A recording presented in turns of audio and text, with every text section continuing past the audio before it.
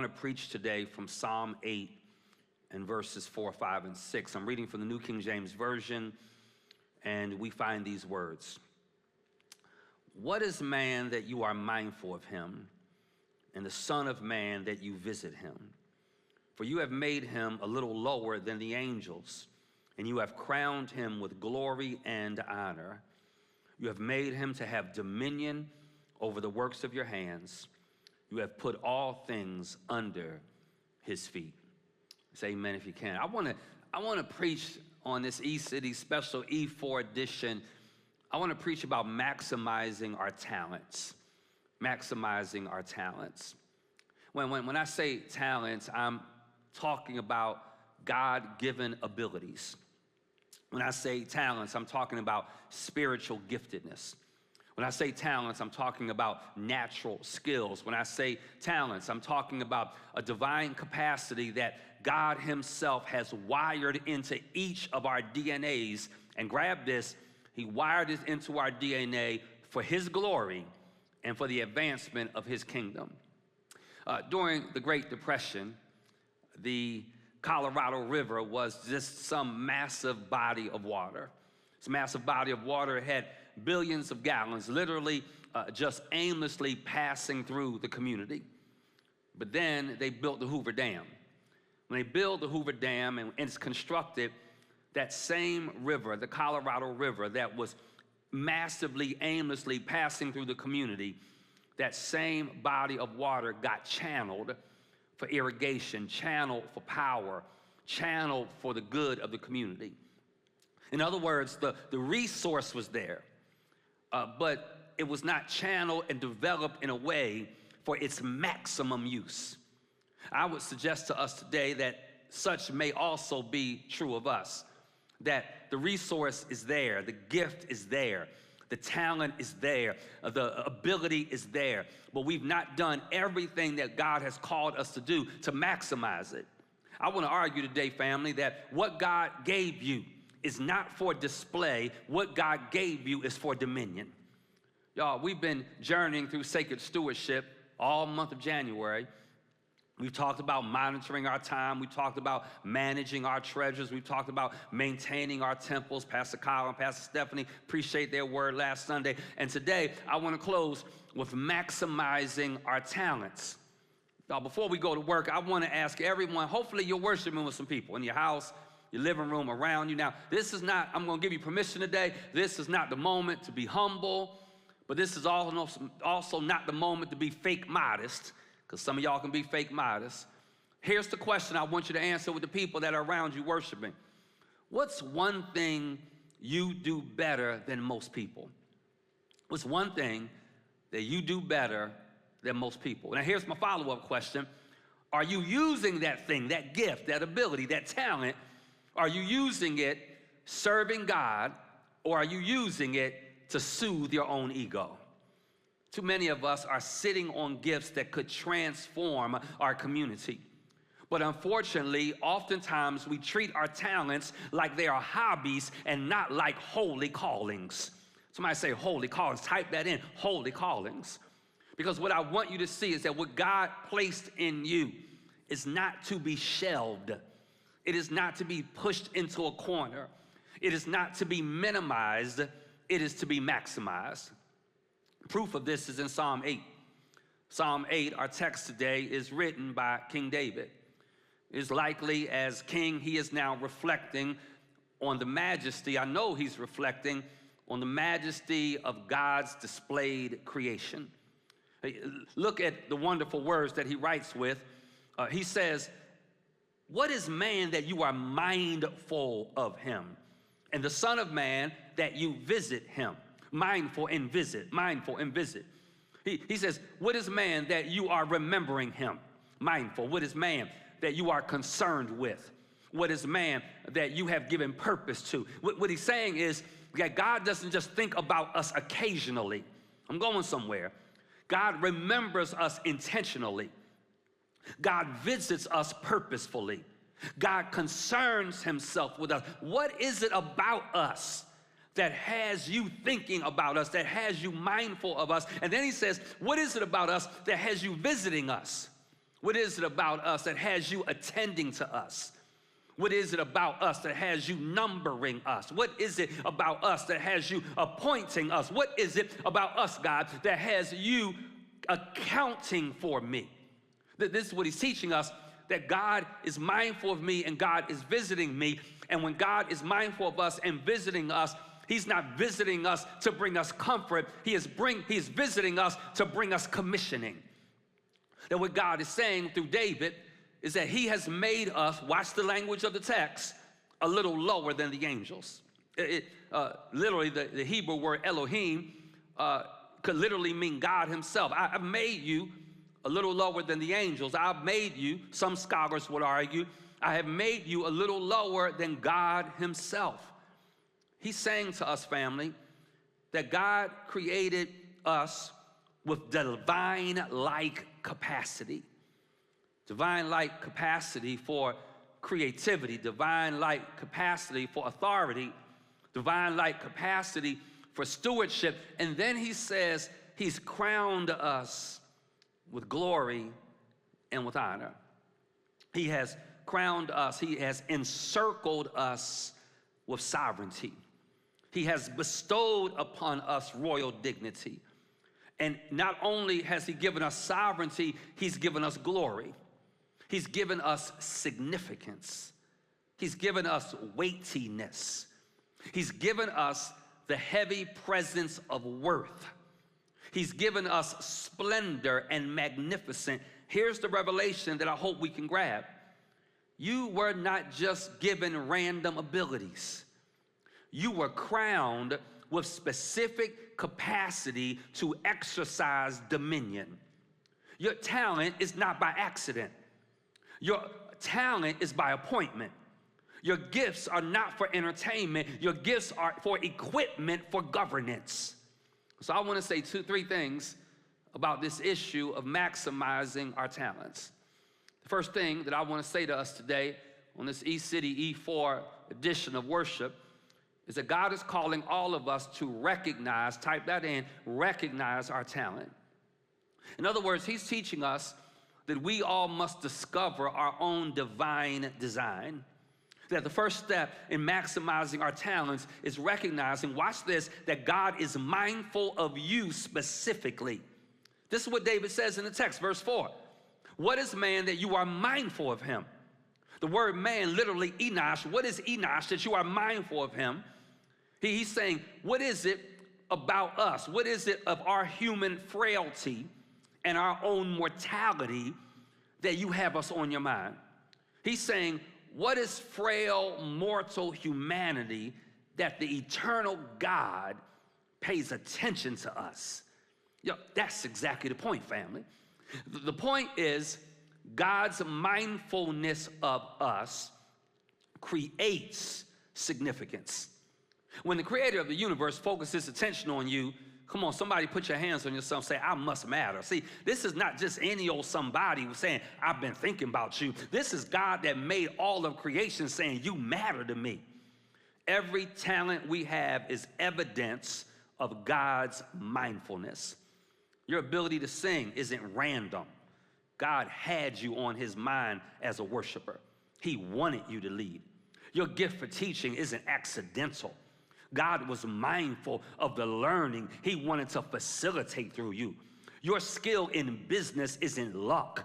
It was God being mindful of the economic transformation that he wants to generate with you. Too many of us suffer from what I call talent blindness. We've become so focused on what we can't do that we've missed what God has equipped us to do. Y'all, we look at other people, man, I wish I was funny like that person. I wish I could sing like that person. I sure wish I could teach like that person. I sure wish I could preach like that person. And when we do this, we miss the unique gift that God has placed within us. If your gift is talent, is hospitality, creating spaces where people feel loved and welcome, that's because God was mindful of you. If it's administration, because you know how to bring order and excellence to kingdom work, it's because God was mindful of you. if it's encouragement, it's because God knows that people get weary sometimes, Lord, and they need somebody to speak to their weariness because God was mindful of you. If you are compassionate, it's because God recognized the value in you of reaching out to marginalized and forgotten people. Y'all, we need to recognize our talents. But here we go. Recognizing our talent requires honest assessment. Let me give you 3 areas that we need to assess. Let me say it to you like this. We need to take inventory of ourselves because I think that there are too many of us trying to walk in something we want to walk in and not what God has called us to. There's too many of us that look at what somebody else is doing, how God is using somebody else, and in using somebody else, I want that. Instead of saying, you know what? Let me take inventory of myself. Let me tell you, life is too short to spend our time, our energy, our money, our resources doing things that God never put us on planet Earth to do. That's a good place for everybody to say amen online. Let me tell you what I need to assess. Number 1, I need to assess my own heart. Y'all jot that down if you're taking notes. I need to assess my own heart. I need to ask myself, what stirs my passion? I need to ask myself, you know, you've heard me as your pastor say this for many years, what breaks your heart? Find what breaks your heart. Go do something about it. What excites your spirit? Well, because when I know what excites my spirit, when I know what stirs my passion, when I know what breaks my heart, then God often reveals our calling through our caring. Oh, God. I said God will reveal our calling through our caring. So assess your heart. But don't just assess your heart, assess your abilities. Type that in, abilities. When I say abilities, I mean what comes naturally to you. What do you do that others consistently compliment you about? What is easy for you, but it's difficult for other people? So assess my heart, assess my abilities, but third of all, I need to assess my experiences. In other words, asking myself, God, how have you used my background? How have you used my struggles? Can I park here for a moment, say this to everybody that's watching online? Let me tell you something, God is the ultimate recycler. Today was recycling day. I left out the house. I had to pull out trash cans last night and pull out the recycling can because now we're getting in the habit of, you know, recycling stuff and using stuff over again and letting it be created into something else. Let me tell you something. God doesn't waste anything. Every pain, every disappointment, every struggle, every heartbreak, every situation I thought I'd never be in, every surgery, every death, every broken bone, every fractured relationship, everything I've ever encountered in my life. You hear me and hear me well. God will use our experiences to help us assess what he is really calling us to do. Our pain even has a purpose. Yo, I want you to hear this, family. When we start talking about gifts and talents, we need to recognize what our talents are, but understand this, that in the Hebrew language, gifts were always communal. Talents were always communal. In the Old Testament, abilities were given for the benefit of the whole tribe. And so my vocal gift, or your vocal gift, because y'all know I can't sing, your vocal gift serves the worship of the congregation. Your administrative gift serves the organization of the community. Your prophetic gift serves the spiritual direction for all of the people. And so I want us to, first of all, recognize our gift. There's a second thing that I want to say in this text. Not only is he telling us to recognize our gift, he's telling us to refine our gift. Refine my talent. In other words, after I recognize what my talent is, I need to develop my divine capabilities. Y'all recognizing that having a talent without refinement leads to wasted potential. I have to say it. I have to say it again. Just because you are naturally good at it does not mean God is not telling you to refine it and develop it. David says this in the text, that God, look at the language, God has crowned us with glory and honor. Y'all family, listen, this crown is not just a symbol. The crown is a responsibility that requires preparation. See, the word crown suggests ongoing process. Crowns are not just thrown up on top of a head. No, crowns, watch this, they're not dropped on the head. Crowns are carefully placed after preparation. You don't just put a crown on any old body. You don't put a crown on somebody that just woke up in the morning. You don't put a crown on somebody that's not ready themselves. You don't put a crown before you get in the shower. No, people that get crowns are the ones that get carefully placed on their head after preparation. See, this is what God is saying. My talent requires intentional development. That if you and I have raw ability, oh God, if we have raw ability without refinement, it is like crude oil without processing. It has potential, but it has limited usefulness. Please hear your pastor and hear me well. This is where so many believers miss it.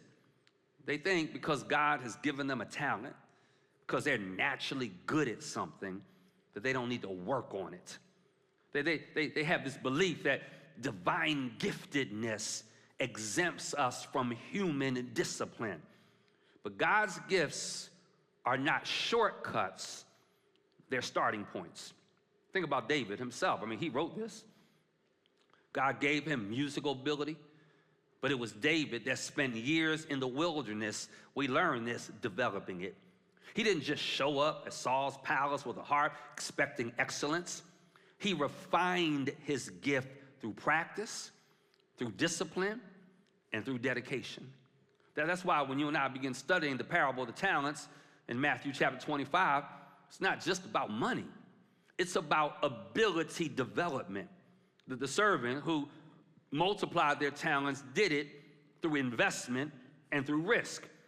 They didn't bury their abilities in the safety of non-development. God wants us to refine, to develop the talent. We've got to be willing. Hear this, get this. I must be open. I must be willing to use my gift imperfectly while I'm developing it perfectly. That I have to be willing to sing and not sound like Whitney. I have to be willing to teach and not be the master teacher. Because I want you to get this, excellence is never our starting point. Excellence is always the destination that we reach through faithful refinement. When we refuse to develop our gifts, oh boy, when we refuse to develop our gifts, we participate in our own oppression. I'm gonna say that again. When we refuse to develop our gifts, when we refuse to refine our gifts, we participate in our own oppression. Pastor, why would you say that? Because we then allow systems to convince us that excellence isn't for people like us.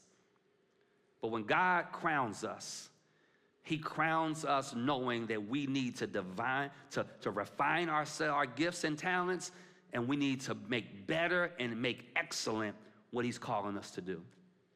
The text says that he wants us to recognize our talents. It teaches us that we need to refine our talents.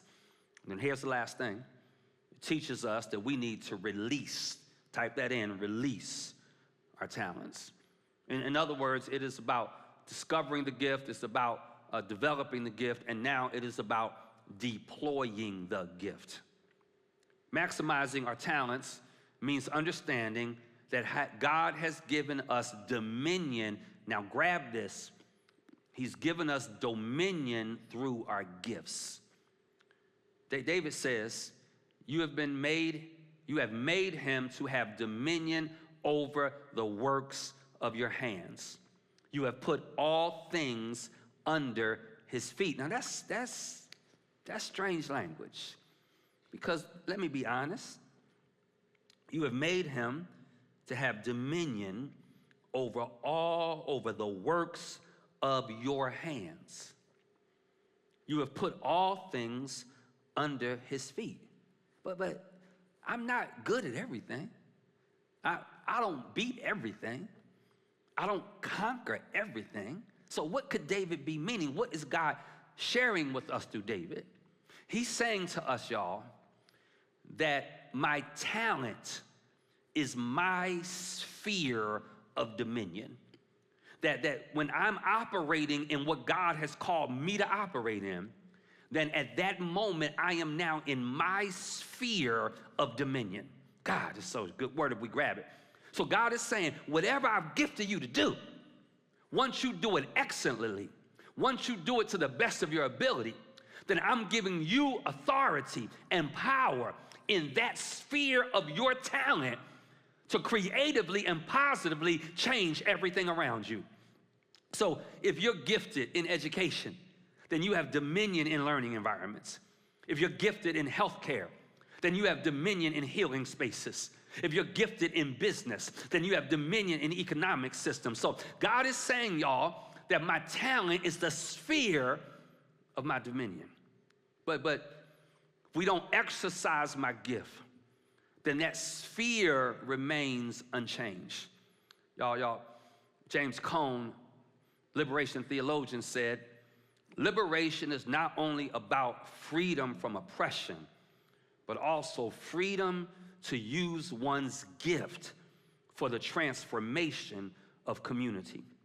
When you and I maximize our talents, we don't just advance personally, but we create liberation and opportunities for other people. So hear me and hear me well. The goal is not just personal success. The goal is community transformation. I'm done. God is saying to us, recognize your talent. Would you tell somebody that you're worshiping with, you are talented, you are gifted, you have gifts, you have ability. Recognize your talent. Secondly, refine that talent. Get better at it every week. And then third of all, release your talent. So listen, as we wrap up the end of our Sacred Stewardship series, it's really not the end, it's really the beginning. Because we've learned to monitor our time, we've learned to manage our treasures, we've learned to maintain our temples, and now we've learned how to maximize our talents. Let me ask you a question. If God audited your gifts this year, if God audited your talent this year, would he see it multiplying or would he see you making excuses? Because here's what I need all of us to understand. That God didn't crown us with glory and honor so we could live ordinary lives. Whew. He didn't give us dominion so we could be dominated. Let me say that again. He did not crown you with glory and honor so you could live an ordinary, miserable, mediocre life. And he didn't give you dominion so you could be dominated by fear, dominated by insecurity, dominated by complacency. David asked, what is man that you are mindful of him? And here's the answer. You are the one God has crowned with gifts to exercise dominion over the sphere he's assigned to you. I'm going to say again, what is man? That you are mindful of him. Son of man, that you visit him. I'm going to tell you what you are. You are the one God has crowned with gifts. You are the one that God has crowned with gifts to exercise dominion over the sphere he's assigned to you. So your singing gift is meant to bring healing to hurting hearts. Your teaching gift is meant to bring knowledge to hungry minds. Your business gift is meant to bring opportunity to struggling communities. Your pastoral and ministry gift is meant to bring hope to desperate souls. Somebody just type that in. I'm crowned with purpose. That's what I want you to get. You have not been brought here to sit on the sideline. You've not been brought here to just watch other people exercise their gift. God has you on earth that you have been crowned with purpose. 2026 for us is not just a year of sacred stewardship. It's not just a year of standing on business. It's a year of talent maximization.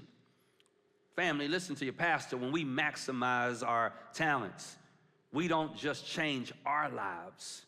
We transform the entire community around us. God is mindful of you. He has crowned you with glory and honor, and he has given you dominion. there's only one question to ask. Am I going to maximize what God has invested in me, or am I just going to waste it? So as we wrap up today, I want to challenge all of us, recognize that talent, find it, dig deep. Matter of fact, ask some people. Matter of fact, you know what? Before you have lunch, I guess some of us will have lunch with some family members. Hopefully, I guess we all kind of stuck in the house. But before you do that, just ask some questions. Ask some people that are around you. You know, man, what is it that you see in me? What is it that you feel like is my strength? Ask them, what is it that you feel as if it's different about me? That my talent is not accidental. It's an appointment from God. And so let's all of us take a moment and exercise our gifts. Assess your heart, assess your ability, assess your experiences. So before today ends, ask 3 people who know you really well. Now, I wouldn't even say not necessarily even all family members, because I don't want to ask people that are biased. Ask some colleagues, ask some church mentors or friends. Just ask them, man, what do you see as my strongest natural ability? Ask them, what do you consistently identify in me? And see what God has calling you to be able to develop.